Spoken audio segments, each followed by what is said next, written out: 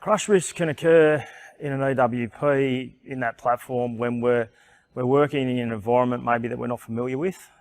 So again, going back to the training and the familiarity of the machine, if we're using the controls, if we were to jump in a machine that we're not familiar with, the controls may be configured a little bit differently.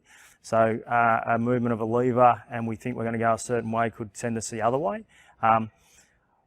Also too, there's a potential too, if we are, say, slewing a machine around a boom, for instance, as we slew, if we take our hand off the control, there may be a little bit of movement still in the machine, which may not stop when we're expecting it to, where we may strike a steel beam or something that's adjacent. We've also got too, while we're transversing or while we're moving the machines, there's unstable ground, there's structures around as well. So it's not necessarily just when we're working at heights, it could also be while we're moving the machine. So again, it could be too uneven ground as we're moving along. If the machine was to tip or roll a little bit, it could also cause us to strike an object or an overhead structure as well.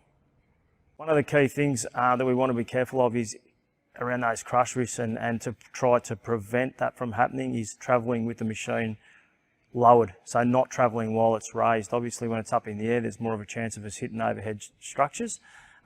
Driving through doorways is another one. We should be lowering the machine down and actually using ground controls where possible to go through doorways so that we're aware of where we are.